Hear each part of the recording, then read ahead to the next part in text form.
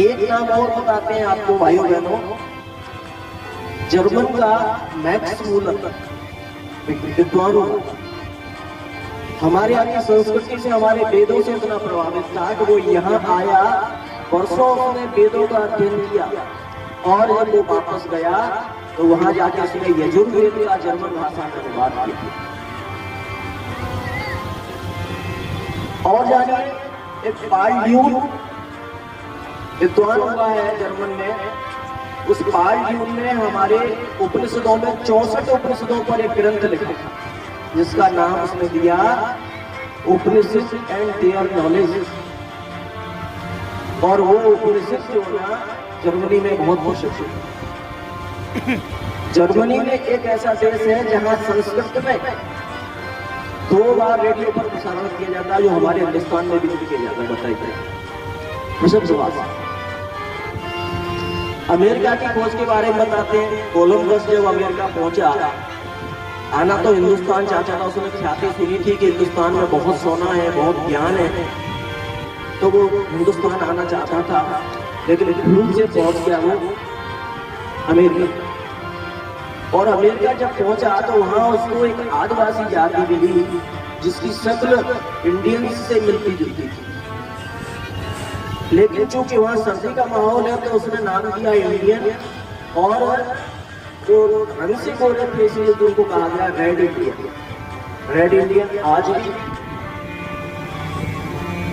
और जानना चाहते हैं, देखिए आपको जो अर्जुन की पत्नी थी दूसरी उलूपी, वो अमेरिका से आई है। मैक्सिको में हमारे आप जाइए तो वहाँ हर घर में के बाहर हनुमान जी की प्रतिमा मिलेगी। ये भारतीय संस्कृति की बात कर रहे हैं। हमारा बौद्ध धर्म जो है ना, धर्म चक्र प्रवर्तन, जिसको कि परम को जुड़ते थे, ये प्रज्ञा ज्ञान दिया है। आज से 2500 वर्ष पहले भगवान बुद्ध ने धर्म को जो फैलाया था पूरे विश्व में, धर्म चक्र प्रवर्तन जिसको कहा गया था, बुद्धम शरणं गच्छामि संघम शरणं गच्छामि, ये उन्होंने दिया था। विवेक की शरण में जाइए, है ना, वो मध्य एशिया में पूरे में फैला था। विद्याधर विनायक पेन ने लिखा है कि हमारे जो है ना, ये चीन, हमारी कुवैत, बलूचिस्तान, कंधार, बर्मा, ये सब हमारी भारतवर्ष के, श्रीलंका हमारे भारतवर्ष के अंग थे।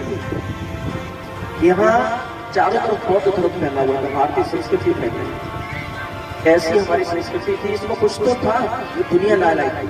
और आपको एक बात कहते हैं कि आज दुनिया में जो भी ने किया, चाहे फ्रांस ने किया है, जो टेक्नोलॉजी बनी है वो हमारे वेदों के माध्यम से, हमारे वेदों से उन्होंने ज्ञान प्राप्त किया है और उसी टेक्नोलॉजी का उन्होंने उपयोग किया। बहुत सारे उदाहरण हैं। और आप यदि परम पूज्य गुरुदेव की दृष्टि से देखेंगे तो उनका, गुरुदेव का कोई भी नारा, कोई भी अभियान राष्ट्र को सशक्त बनाने से कम नीचे ही नहीं। वो चाहते थे कि हमारा राष्ट्र विश्व गुरु फिर बनेगा, फिर से सम्राट बनेगा, दुनिया का मार्गदर्शन करेगा, वसुधैव कुटुंबकम की भावना उसमें होगी, सारा देश, सारी दुनिया एक देश होगी, एक भाषा होगी, एक धर्म होगा, और उसका यदि नेतृत्व करेगा तो भारत ये भगवान का देश है, जहाँ अवतारी संस्थाएं आती रहती है भाइयों बहनों, ऋषियों का देश है। ऋषियों की खोज को अब आइए हम आपको बताना चाहते हैं, जो हमारी पुरानी संस्कृति के जो सूत्र थे, जो हमने आपको बताया, ये यूनान, फ्रांसी, ये सब हमारी जो है, उसमें एक आती है हमारी, आपका स्कंद पुराण में आता है, जब हमारे पूर्वजों की गाथा गाई जाती है राजा महाराजाओं की, तो तुर्वसो बनना जना, एक है तुर्वस, एक राजा हुआ था, वो ययाति का पुत्र था, हमारे ऋषि से ययाति का पुत्र था। वो जो है ना यूनान चला गया, वहां उन्होंने यूनानी संस्थान पैदा किया। ये हमारे लोग फैलते चले गए, ज्ञान को बांटते चले गए, और जहां उनको जहां आवश्यकता पड़ी वहां बस गए। ज्ञान उन्होंने बांटा और वहां आपके लोगों को समृद्ध करने के लिए, वहां की शासन व्यवस्था बनाने के लिए, उनको रोजगार देने के लिए वहीं ठहर गए। आज दुनिया में हमारा पूरा अस्तित्व ये बना हुआ है। आज वही संस्कृति जिसको हम भूल गए हैं, प्राचीन है, गुरुदेव ने विश्व को समस्त विश्व को भारत के अजस्त्र अनुमान एक किताब आपको उठा के आप पढ़िए।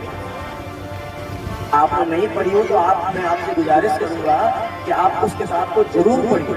गुरुदेव ने ऐसा कोई चिन्ह नहीं छोड़ा उसमें कि हमारी संस्कृति के कहाँ कहाँ प्रतीक किस किस रूप में है, क्योंकि वो युग दृष्टा थे, उनको देखने की आवश्यकता नहीं, पढ़ते थोड़े लिखते थे, उनको तो बैठे बैठे दिखाई देता था।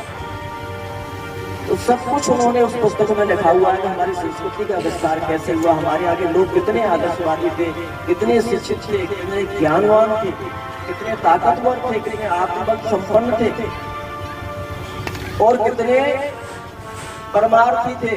अपना और अपने परिवार का ही नहीं, सारे विश्व का उद्धार हो, इसलिए पूरे देश दुनिया में जाकर के छा वही ऋषि परंपरा जो विलुप्त प्राय होती जा रही है, जिनके हम बारे में जानते नहीं है।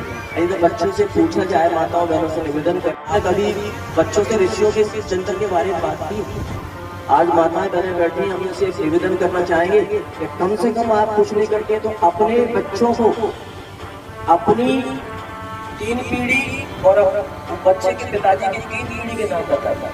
आज बच्चों को दादाओं के नाम नहीं मालूम, दादाओं के नाम नहीं मालूम, परदादाओं के दादा नहीं मालूम।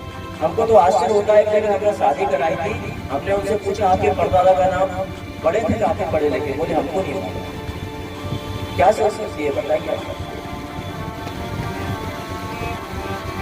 7 संतान के लिए, 7 पीढ़ी के लिए हम तो जोड़ के रखना चाहते हैं।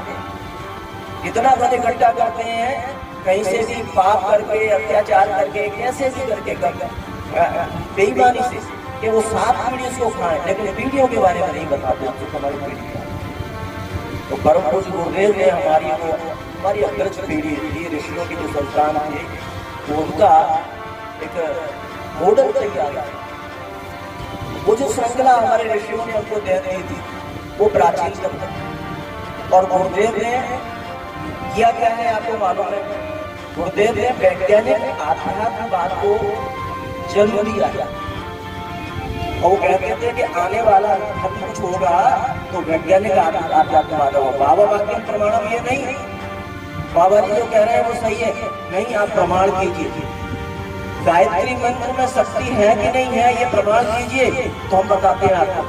आप कभी जाएं ब्रह्मचर्य शोध संस्थान, तो वहाँ जो है ना, इसी मुद्रा में बैठा जो पुतला लगा हुआ, और जो हमारे शरीर में 6 चक्र होते हैं, उसमें 6 बल्ब लगे हुए।